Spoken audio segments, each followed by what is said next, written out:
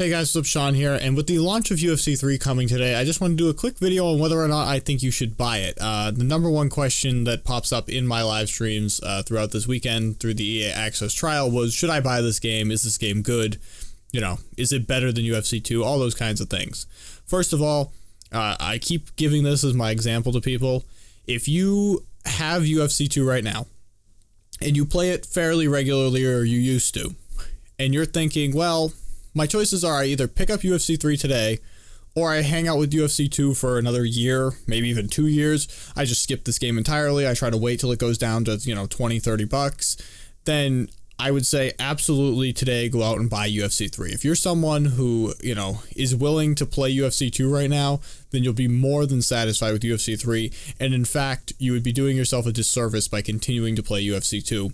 The stand-up in this game is just so vastly improved over what they offered in UFC 2 that if you're any kind of, you know, dedicated MMA fan, or at least MMA game fan, then you owe it to yourself to go out and buy this game and stop dealing with what UFC 2 offers, because it's just not as good. Now, that being said, if you're someone who isn't, you know, that, you know, obsessed with MMA games, you think, you know, I might play this for a week, or I might play with my friends when they come over, you know, some split screen, like either the knockout mode or the new stand-up only mode, which is called Stand and Bang, which is basically exactly what you think. It's kind of what I wanted knockout mode to be last year, which is just straight up striking, but not with the cheesy, like every time you get touched, you know, after 3 touches you die, or whatever the thing was in knockout mode. If you think you're one of those kinds of people, I would say then hold off. Then wait till it drops in price even a little bit, even to, you know, 40, 45 bucks, you know, somewhere around there when it just drops, you know, its initial price drop. But, you know, if you're someone who is going to play this online, play this regularly, then I would say absolutely go out and buy it. Now, if you're someone who's interested in career mode or in those sort of offline-y modes, I'm not sure how to recommend it to you right now. Through my 20 hours in the EA Access trial, because I did buy a second one to continue streaming with, through my 20 hours, I only played online ranked. I didn't touch Ultimate Team, and I didn't touch career mode. But from what I've gathered online, career mode it's probably an improvement over last year, but it's a disappointment still, or 2 years ago. It's a disappointment still.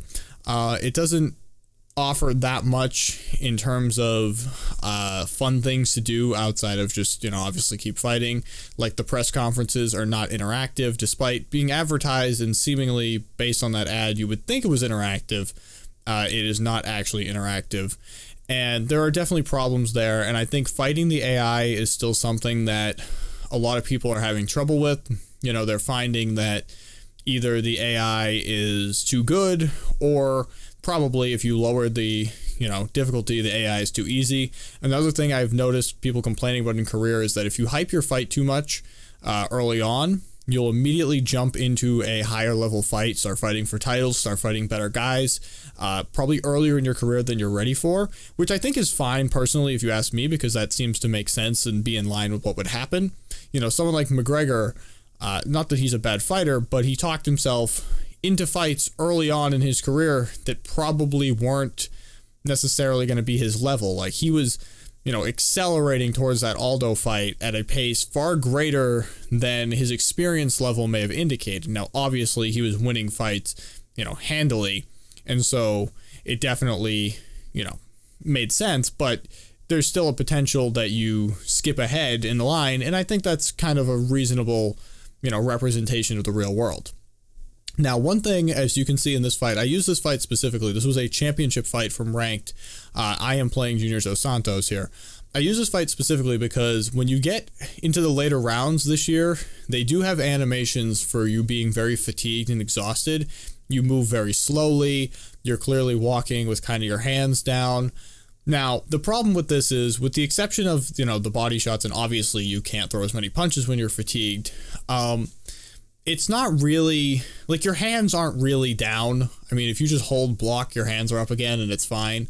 So it's not, you know, you're not really fatigued to the point where you can't do anything. Here I get an awesome knockdown, but I can't follow it up because my leg got kicked and it's damaged. Both of our legs are fucked. I'm trying to catch his kicks. Like, this is just a shit show at this point, but this looks awesome, and most of my title fights have been going 5 rounds online and looking just like this. Like, both guys are on their last legs. You know, any one of these strikes could be the finish, and it just looks much better. In a lot of ways, the damage system is still kind of screwy. I said that in another video, but when you're in this kind of situation, it does look a lot cooler. I just wish that some of these effects would take place earlier in the fight, rather than seemingly occurring mainly in round 5s of championship fights. While I appreciate that they appear in those, sometimes I wish that when the guy goes berserk in the first round, he would be gassed in the second round. Usually if a guy goes berserk in the first round, he'll start to feel the exertion of that in the third round, which is fine. But someone like McGregor, who has a very difficult time going into second rounds, you would think there would be some fighters who would feel that going into the second round. That's just my opinion, but my recommendation is buy this game if you're at all interested in UFC games, MMA games, and you play it regularly. This is a vast improvement over UFC 2 compared to UFC 1. There's no contest, and I would say you will have fun with this. Just know the ground game has not changed, but the stand-up and the striking has changed so significantly that it's hard to ever recommend touching UFC 2 again now that this is out in the wild. That's my recommendation. If you're new, please give us a subscribe and a like. That's not how you say it. Please let me know what you think if you got the game, and I will see you all later.